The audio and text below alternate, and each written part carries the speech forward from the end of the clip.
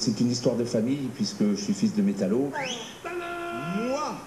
Un jour, je me suis dit, bon, il est grand temps de mettre tout ça dans une boîte, enregistrer ça pour être sûr que ça ne disparaisse pas. Raphaël a interrogé des ouvriers, Patrick Grégoire a écrit et mis en scène des interviews. Il a tiré des personnages, des archétypes, l'ouvrier, l'ouvrière, l'autorité et puis l'usine elle-même qui s'exprime. L'avantage de faire parler l'usine, c'était qu'elle pouvait incarner à peu près tous les personnages, sans vraiment les incarner, et puis elle pouvait raconter aussi. À partir des années 70, il y a une espèce de dérèglement. Par exemple, on perd la fierté de l'ouvrier, on perd le métier. Et tout ça, c'est la finance qui amène ça et qui ne pense plus dans les mêmes rapports et avec les mêmes mots que finalement pendant plus d'un siècle. Ah, ça n'a jamais été une partie de plaisir. Un tréfileur, ça se mérite. J'ai toujours dit, hein, on n'a rien sans rien. C'est un catina-knack.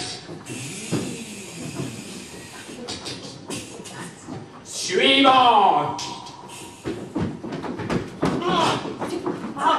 Et j'y suis allée, j'étais pas toute seule, hein. Il y en avait du monde devant le bureau d'embauche. Il y a toujours du monde devant le bureau d'embauche. Suivant. Ah, 36, on l'a pas vu venir celle-là. On sortait à peine de la crise des années 30, le travail reprenait. Qu'est-ce qu'ils font pas? Ils sévissent à gauche. Oui, on n'a pas assez de comédiens, alors le père va jouer le fils, et le père va revenir, mais ce sera toujours le même comédien. Bon. Bref, ça va devenir de plus en plus compliqué.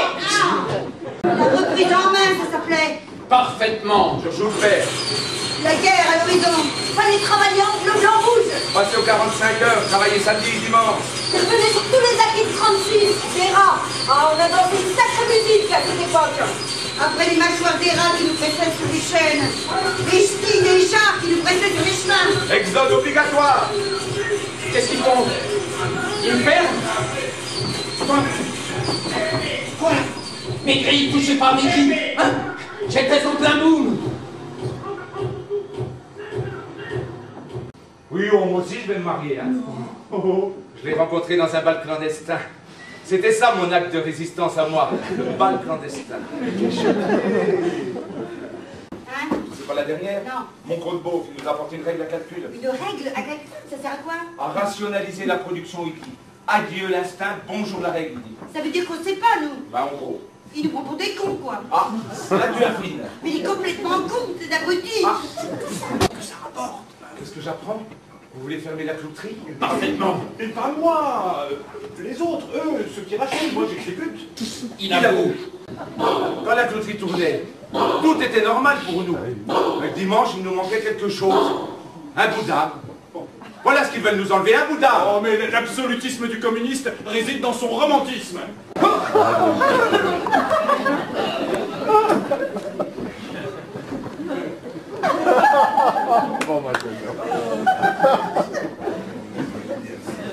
Il vous l'avait dit, mon mari, qui reviendrait. Oui, parce que là, je joue la faible de la 4e génération. Oui, ben, le mari, il a décidé d'aller contre la volonté de l'auteur qui voulait faire mourir l'ouvrier en silence. Pas question. J'ai quelque chose à dire, et je le dis. Je le fils. Dans un sens, ça me soulage que mon beauf se tire à Paris. Mais dans un autre, ça veut dire quoi? Qu'ils vont tout décider à Paris? Des gars qui n'ont jamais vu l'usine? Qui vont dire l'atelier X ne rapporte pas assez, on va le supprimer? Mon beauf, au moins, il connaissait l'usine, il nous respectait, il avait l'air con, mais il était de la famille.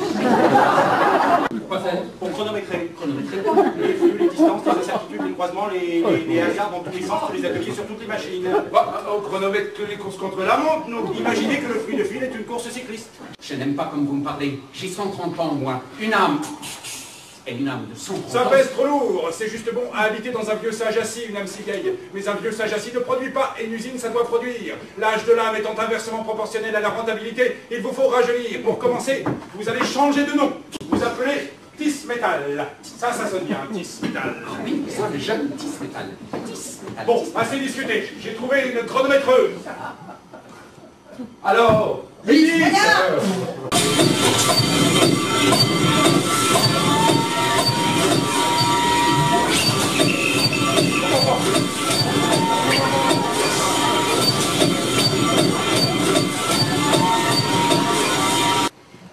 Mais ça, c'est pas mon mari qui va bien vous le dire parce que il n'ose pas, mais moi je vous le dis. Le pire, c'est qu'on y a gagné. Ils ont augmenté les salaires.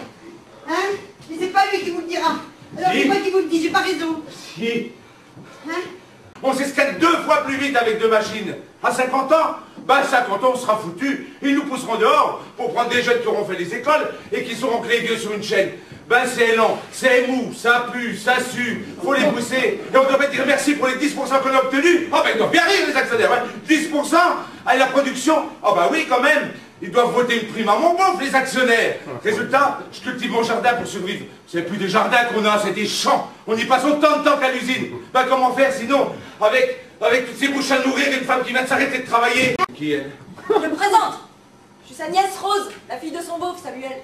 Ah, c'est la petite Rose qui trouvait que notre gamin sentait mauvais. Oh. Je ne supporte plus mes sales bourgeois de parents.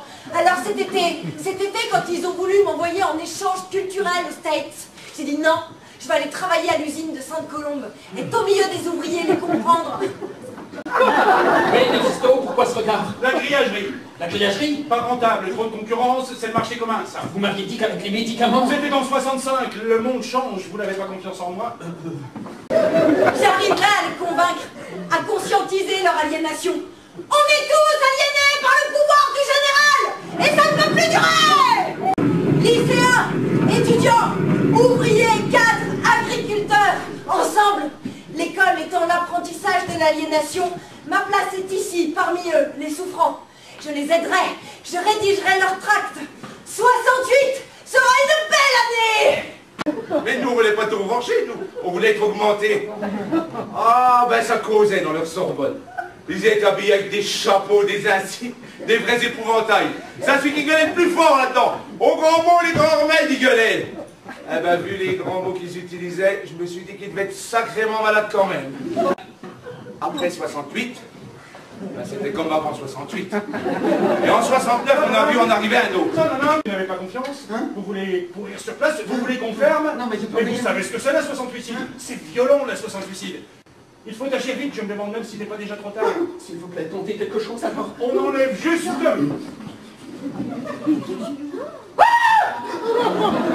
Le fourrecoq numéro 2. Ben, heureusement qu'on avait les dimanches, hein. Les dimanches? Oh oui, Dimanche. les dimanches.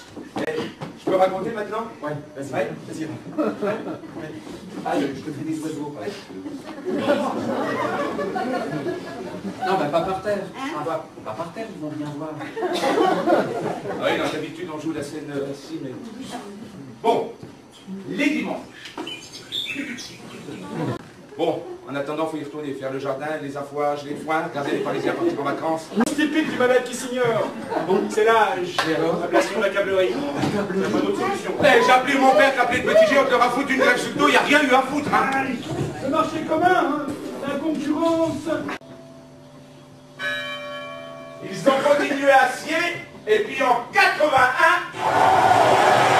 la gauche au pouvoir.